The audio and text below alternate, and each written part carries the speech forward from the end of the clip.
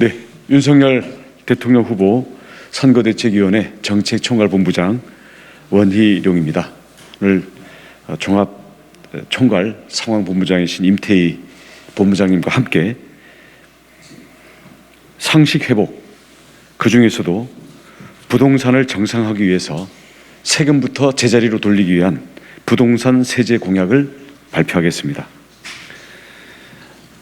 전체적으로는 공시가격을 환원하고 부동산 세제를 정상화하여 국민의 부담을 확실히 줄이겠다는 공약입니다.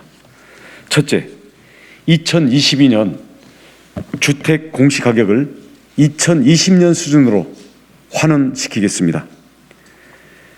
한 해에 공시가격을 19%나 올리는 나라는 이 세상에 없습니다. 2020년까지 5% 수준으로 인상되던 공시가격을 19%나 올림으로써 사실상 세금 증세를 진행하고 있는 이 정부의 잘못된 세금 정책을 돌리겠습니다.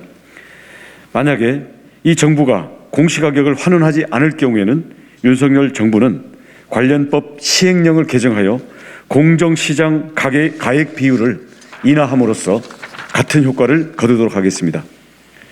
둘째, 종합부동산세와 재산세의 통합을 추진하겠습니다. 통합 이전이라도 종부세 부담을 완화하기 위한 조치를 실시하겠습니다. 내년에 100%로 인상 예정인 공정시장 가액 비율을 현 수준인 95%에 동결하겠습니다. 50%에서 200%에 이르는 세부담 증가율 상한을 인하하도록 하겠습니다. 특히 1주택자에 대한 세율은 이 정부 이전 수준으로 인하하겠습니다. 일정 소득 이하의 1주택 장기 보유자에 대해서는 연령에 관계없이 종부세를 매각 또는 상속 시점까지 2연 납부를 허용하겠습니다. 차등 과세의 기준을 보유주택 호수, 즉 몇 주택을 가졌느냐의 기준으로 하는 것을 가액 총액으로 전환하겠습니다. 셋째, 양도소득세를 개편하겠습니다. 다주택자에 대한 중과세율 적용을 한시적으로 최대 2년간 배제함으로써 다주택자의 보유주택이 시장의 매물로 나올 수 있도록 촉진하겠습니다. 넷째, 취득세 부담을 인하하겠습니다. 현재 1 내지 3%인 1주택자에 대한 취득세율을 단일화하거나 또는 세율 적용 구간을 단순화하겠습니다. 단순 누진 세율은 초과 누진 세율로 변경합니다. 생애 최초 구입자에 대해서는 취득세를 면제하거나 1% 단일 세율을 적용하겠습니다. 조정지역의 2주택 이상에 대한 과도한 누진세율도 완화하겠습니다. 다섯 번째, 부동산 세제의 정상화를 위해 정부 출범 즉시 TF를 가동하여 충분한 연구와 공론화를 거쳐 종합적인 개편 방안을 조속히 마련하도록 하겠습니다. 네, 지금 발표해드린 것처럼 이 중에서 가장 중요하고 저희가 고민을 많이 했던 부분은 공시 가격을 동결 수준이 아니라 2020년 수준으로 환원시키는 내용입니다. 이 공시 가격은 그 자체가 표준주택에 대해서 샘플을 선정하는 것부터 또 이에 대해서 부동산원에서 가격 선정하는 과정까지 온갖 의도적인 조작과 부실이 있다는 것은 이미 큰 쟁점이 되어 있습니다. 개인적으로 제가 제주도 지사로서 제주도에서의 모든 공시가격 문제를 연구하기 위해서 검증센터를 설치해서 계속 제기해왔던 내용이기도 하고요. 이에 대해서 정부는 일괄적으로 부인을 하고 있습니다마는 자체적으로는 이 문제에 대해서 너무 곤혹스러워서 이에 대해서 문제를 제기하는 전문가들이라든지 공인중개사라든지 감정평가사들에 대해서 불이익까지도 주고 있는 이런 이 정부의 실패한 부동산 정책의 핵심 아킬레스 건 중에 하나입니다. 지난 이 집권 내내 공시가격을 더 올리라고 그렇게 앞장서서 외치던 이재명 후보는 이제는 선거가 임박하니까 부랴부랴 공시가격 동결을 외칩니다. 한 입으로 공시가격을 100%까지 올리라고 가장 앞장서서 주장하다가 이제는 갑자기 동결을 외칩니다. 그것도 한시적인 동결입니다. 이런 식으로 부동산 세금과 그 기준이 되는 공시가격을 선거 앞두고서 국민들을 우롱하는 이재명 후보의 엉터리 공약에 대해서 국민들은 속지 않으리라고 봅니다.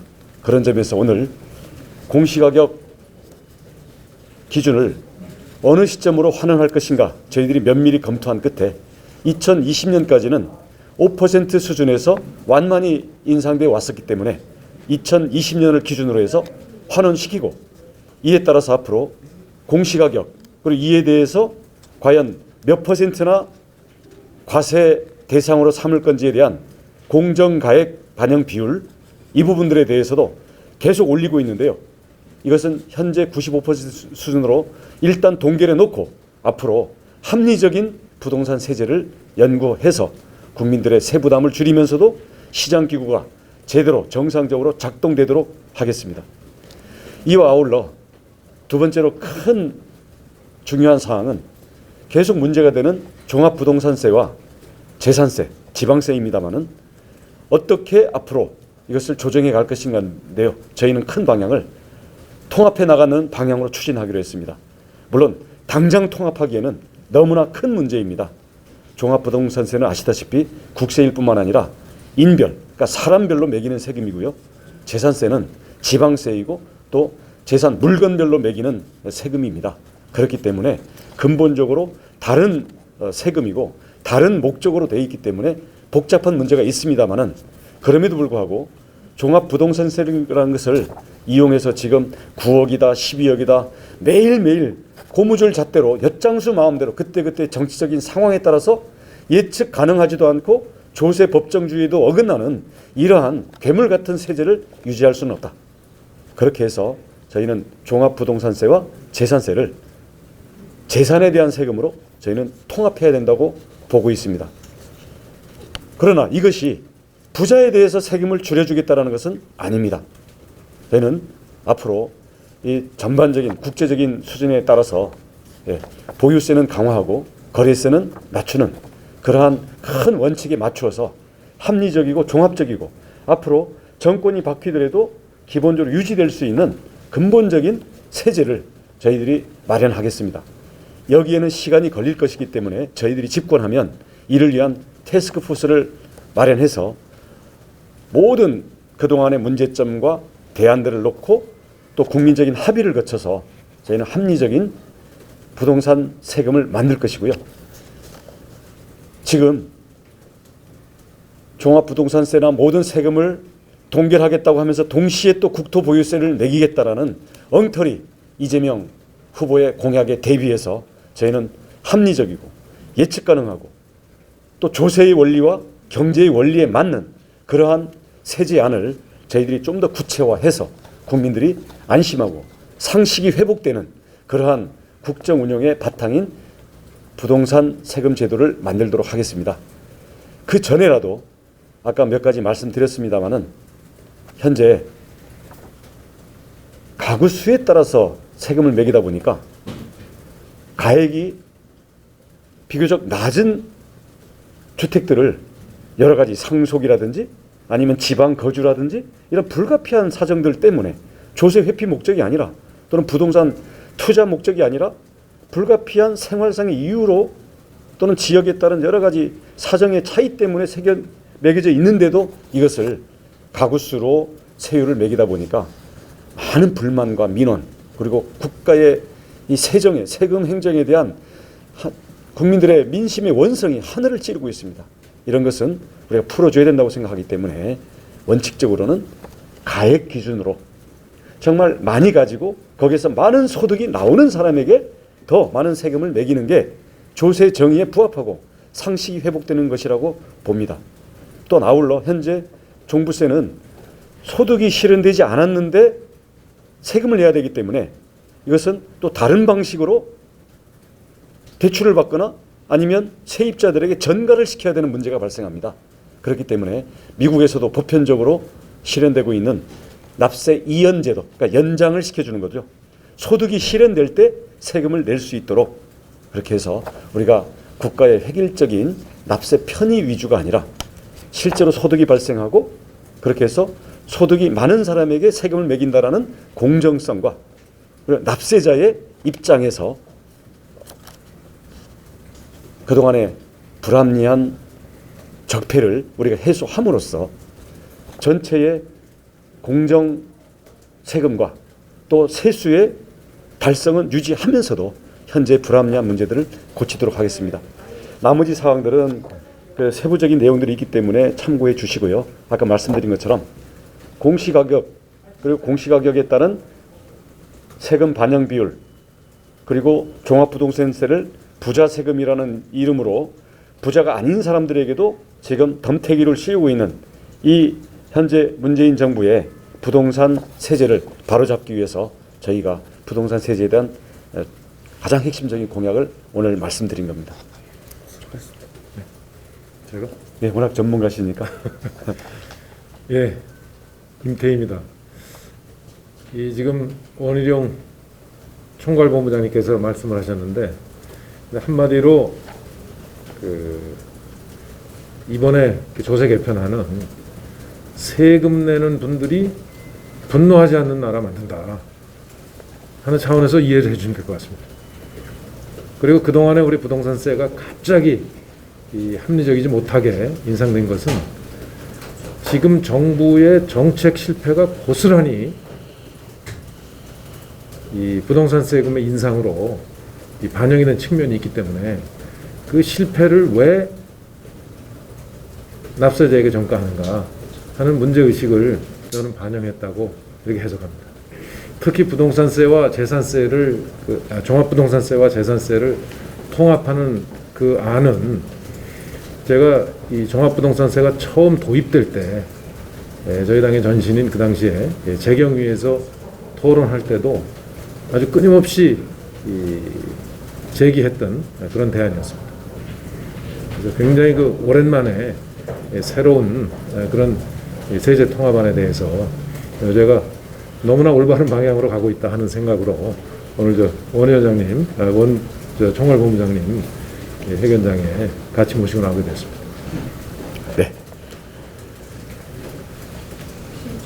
아니 막 쓰시느라고 힘드셔서 죄송합니다. 더 천천히 하고. 마무리하셔도 될 것 같은데. 네, 질문 있으시면 말씀드리겠습니다. 예, 현장에서 없으면 나중에라도 질문을 주시면 저희들이 충실하게 답변하도록 하겠습니다. 자, 고맙습니다.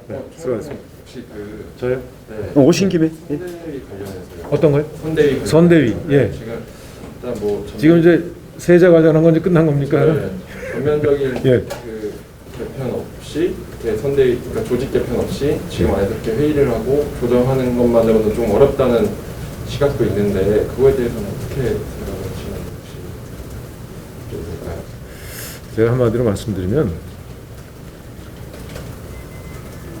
그 선대위의 규모가 우선 문제가 아니고 선대위가 지금 시차를 두고 구성이 됐지 않습니까?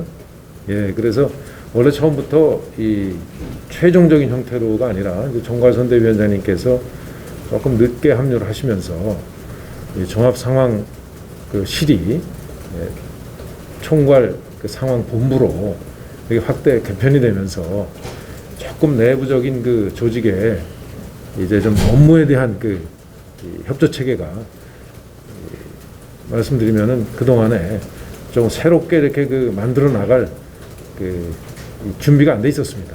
그래서 이제 이 총괄 상황 본부가 이제 자리를 잡으면서 이제 우리 전체 그 선대위 전체의 업무에 대한 이제 그 흐름도 이제 정확하게 저희들이 이제 파악을 하고 또 상황도 점검을 하면서 이건 수평적인 논의 체계가 조금 절실히 필요하구나 하는 이제 그런 인식을 하게 됐습니다.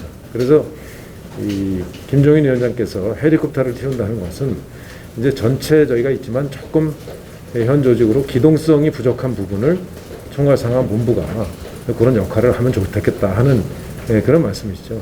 그래서 예를 들면 다른 부서에 걸쳐 있거나 업무가 아니면은 다른 부서가 미처 챙기지 못한 그런 업무를 우선적으로 챙기면서 기동성 있게 챙기면서 이제 여러 부처에 이렇게 관련돼 있는 업무들이 상시적으로 조율될 수 있는 시스템을 운영하려면은 결국은 총괄상황본부가 이제 그런 그 서비스를 해야 된다. 이제 그런 이 시각으로 보시면 되겠습니다. 그리고 아까 그 오늘 중앙선대 회의에서 권성동 그 사무총장께서 공개 시간에 얘기했듯이 저희가 실제로 조직은 굉장히 커 보이지만 실제로는 대외적으로 다 각기 기능에 맞춰서 활동할 수 있게 돼 있기 때문에 다 대외 활동을 중심으로 한 기구고 실제로 저희들이 정말 그 상근을 해가면서 여러 가지 업무를 조율하고 업무를 챙기는 부서는 그렇게 그 대규모는 아닙니다. 특히 이제 이 상대 그 진영에 비해서는 그렇게 대규모는 아닙니다.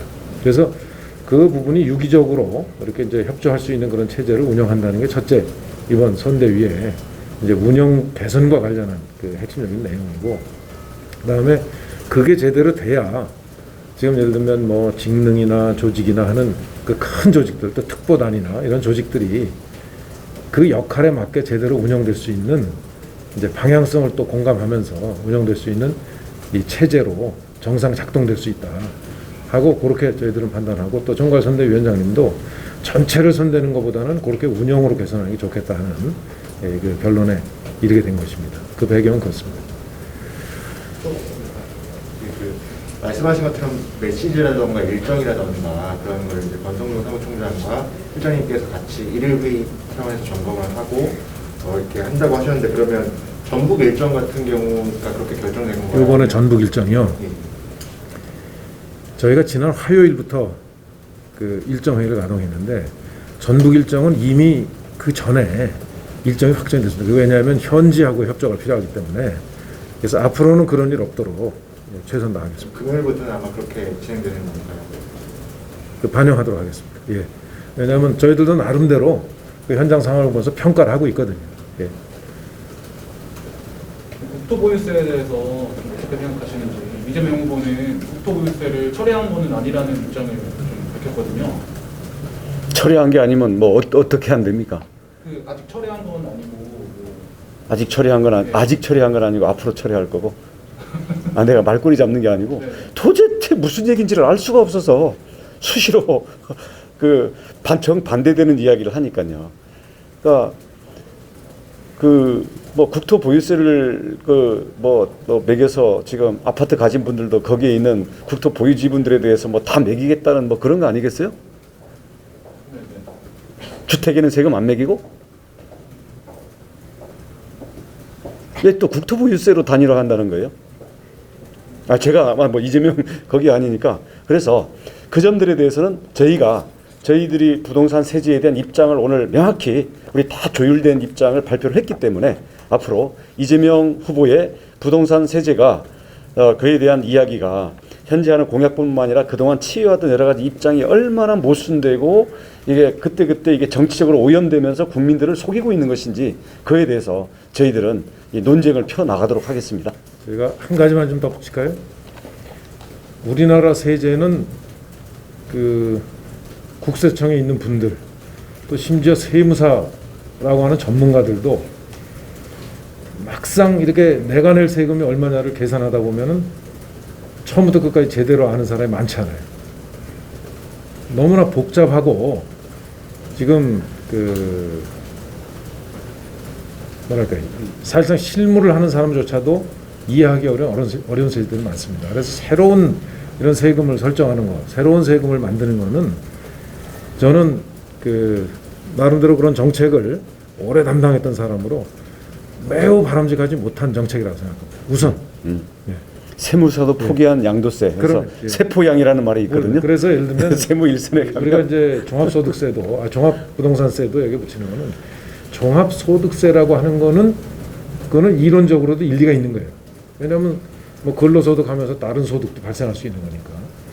그런데 예를 들면 부동산세는 우리가 부동산이라고 하는 거는 등기에 의해서 딱 명확히 돼 있습니다. 어디 도망가는 거 아니거든요. 그래서 그거는 다 재산세의 기본으로 이 과표가 나와 있는 거란 말이에요. 저기 과세 물건이 그죠? 과세 대상이 그렇기 때문에 사실은 재산세를 기초로 해서 세제는 단순하고 쉽게 운영하는 게 좋다. 저는 그것도 단순하고 쉽게 운영하는 제도도 국민들께 대한 이 세금 내는 분들에 대한 이 일종의 정말 그분들이 분노하지 않게 하는 일종의 정부의 서비스라고 생각합니다. 예, 말씀 주셨으니까 우리 미국이나 다른 선진 국들 심지어는 뭐 저 유럽의 복지 국가들까지 포함해서 세제는 그렇게 복잡하지 않고 단순화가 되어 있습니다. 예를 들어서 자 부동산 토지에 대해서는 이게 재산에 대해서는 당연히 세금을 매기게 되어 있습니다. 하지만 사람에 대해서 매기는 인별 세금은 소득을 기준으로 그걸 종합해서 소득이 발생한 것에 대해서 매기도록 돼 있지. 예를 들어서 우리처럼 지금 종부세 또는 이재명 후보가 얘기하는 것처럼 국토보유세 이렇게 해가지고 사람에 대해서 소득 발생과 관계없이 이걸 매기겠다 이렇게 되면 결국 그 재산 보유와 실제 다른 근로소득, 자본소득, 여러 가지 또 이전소득 이런 거 관련된 이 부분에서 또 단절이 생기면서 세금 체계의 불합리성도 생기고 조세 저항도 생기고 불공정의 문제가 생기는 거거든요. 그래서 심플하게 재산에 대해서는 재산세 단위로는 가는 거고요. 소득과 관련해서는 방금 우리 임태희 본부장님께서 말씀하신 것처럼 부동산에서 발생하는 소득뿐만 아니라 전체적인 소득을 가지고 사실은 이것을 누진제로 정확히 소득이 많이 발생하는 사람들에 대한 세금을 많이 매겨서 이것을 복지국가의 재원으로 쓰는 이렇게 심플하게 가져야 된다는 겁니다. 이게 워낙 복잡하다 보니까 그때그때 편의에 따라서 편가르기 싸움에 붙이고 부자냐 가난한 자냐 그리고 뭐 이런 것들 늘 증세냐 감세냐 이렇게 싸움 붙일 수 있는 복잡한 체제 거기에다가 세무사도 포기하는 이 누더기 세제 이 부분에 대해서는 우리도 이제 선진국을 그러니까 우리 논하는 마당에서 진짜 선진국답게 좀 심플하게 정비할 필요가 있다. 하지만 그 방향은 인별로 국토에 대해서 세금을 매기고 이걸 가지고 뭐 국민들에게 뭐 다른 목적으로 나눠주겠다라는 이런 식의 파퓰리즘에다가 경제 원론과도 맞지 않는 그런 이재명식의 부동산 세금에 대해서는 국민들이 속지 않아야 된다고 생각합니다. 소득세 개편에 대해서 말씀을 해주셨는데 중과세율을 적용을 2년간 한시적으로 배제해서 다주택자의 보유주택 매각을 촉진한다고 하셨는데 이게 구체적으로 어떻게 하시나요? 이재명 후보는 6개월 한시 유보입니다. 매물 내놓게 하기 위해서.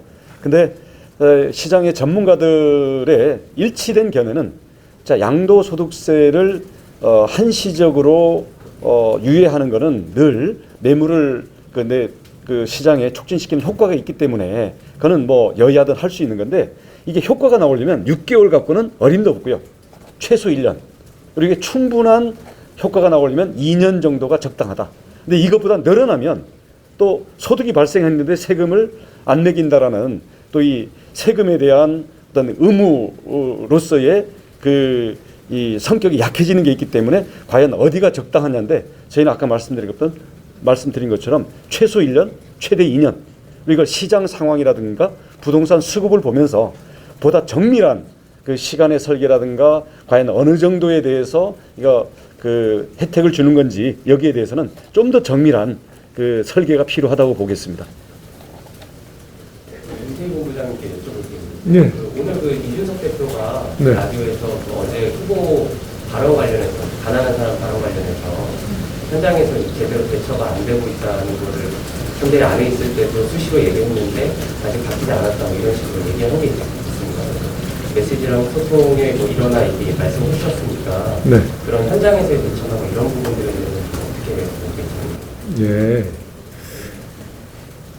제가 아침에 이준석 대표님과 그 얘기를 나눴어요.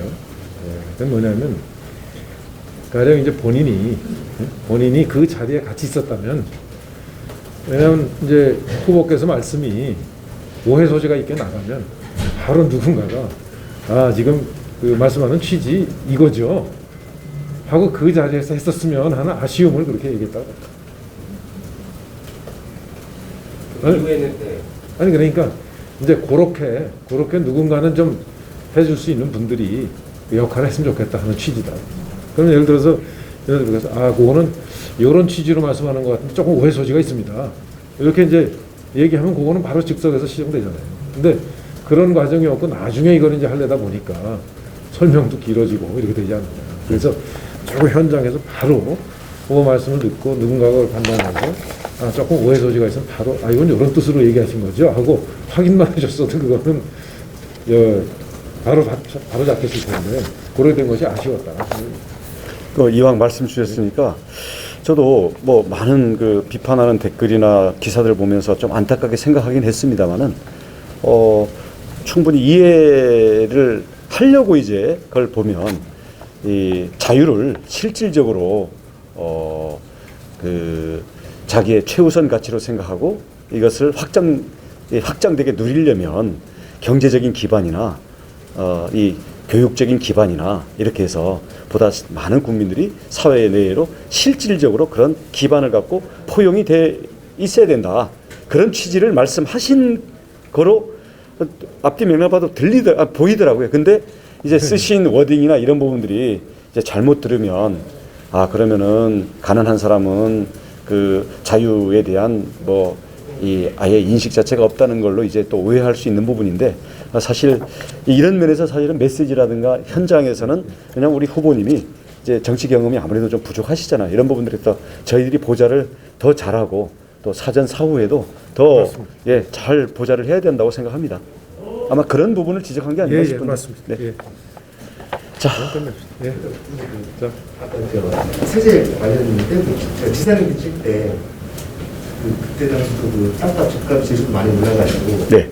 종부세 재산세 세금 문제뿐만 아니라 정부라든가 기초연금 그렇죠. 수급자들 탄압하고 국가장도 많이 탄압했습니다. 그렇습니다. 이런 그 공약에 제시한 것 중에 이런 그 만약에 종부세나 세제 인상과 같고 정치지도하고 그 연관성이 그렇습니다. 그 공시가격이 인상되게 되면 이게 그 부동산 가액을 기준으로 적용되고 있는 또 다른 세금 또는 복지 혜택 또 예를 들어서 뭐 학교에 들어갈 수 있는 이런 뭐랄까요 그 자산에 대한 자격 기준 이런 게 모두 다 연동이 되거든요. 그래서 우리가 건강보험료 하면 이게 한 40여 개의 이 행정 항목이 연결되듯이 그런 면에서 이번에 공시가격이 19% 이렇게 폭등하면서 실제 복지 수급이라든가 공공 일자리에 지원할 수 있는 자격이라든가 이런 실제로 어려운 계층들 그러니까 시골에 상속받아서 또는 시골에 농토를 갖고 있는데 그 주변에 아파트가 들어서면서 같이 올라가다 보니까 공시가격이 오르면서 탈락하는 이런 문제들이 실제로 많이 생겼었거든요. 그래서 이런 점들에 대해서는 저희가 공시가격을 환원시켜 놓고 이런 문제들이 발생하지 않도록 보다 정밀하게 보다 국민들의 실생활 현장에서 생기는 문제들을 부작용을 최소화할 수 있도록 이렇게 그 세금 관련 제도들을 올려야 된다고 생각합니다. 세금 관련이 부자니까 많이 매겨라. 단순히 여기서 끝나는 게 아니라 이게 모든 국가와 국민의 어떤 서비스나 복지나 행정의 기준이 되기 때문에 이런 것들을 정치적인 목적으로 한꺼번에 폭등시키고 이런 것은 국가적인 혼란과 국민들의 원성을 불러옵니다. 예. 마무리하고 가겠습니다. 좀 출발하시죠. 네. 예. 정동희 위원장님께서 아침에 선대위에서 거대 항공모함이라고 지칭하셨거든요. 근데 앞으로도 그런 데도 불구하고 계속 사람들을 합류시키고 있지 않습니까? 새로운 추가 인선하고 있는데 공선 계획이 또 있으신지 아니면 이대로 스톱하실 건지. 항공모함이 이제도 잘 정비돼서 속도를 내기 시작하면 여기에서 토마호크도 날아가고 긴급 구조선도 가고 하는 거 아니겠습니까? 그러니까 그런 점에서는 우리 선대위가 꼭 규모의 문제라기보다는 어떤 조직도 다들 여러 갈래에서 와서 사실은 얼굴을 처음 맞대면서 일하는 방식도 다른 사람들이 거대한 협업을 매 실시간으로 이게 운영해야 되는 게 선거 캠프거든요. 그래서 선거 캠프가 처음부터 몇십 년 같이 해왔던 사람 또는 공무원 조직처럼 돌아간다는 것 자체가 있을 수가 없는 겁니다. 근데 이렇게 조정해 나가는 과정이 시간이 별로 없고 이슈들은 계속 터지고 하니까 좀 더 제대로 좀 작동을 하자. 그런 면에서 분발하고 지금 정비하는 거기 때문에 시간이, 저희들은 그런 위기의식과 간절함을 가지고 또 전체에 대해서 일괄적으로 파악하면서 기동성 있게 대응하는, 그리고 단일한 목소리가 나와야만 이 거대한 조직이 돌아가거든요. 그런 면에서는 우리 상황본부에서 좀 더 그립을 잡고, 그리고 상황본부가 모르는 일들은 일어나지 않도록 모든 일들이 상황본부에 취합되고 아주 실시간으로 아주 원활한 소통이 진행되도록 하는 게 저희들은 유일한 현재의 활로라고 봅니다. 그렇게 갈 겁니다.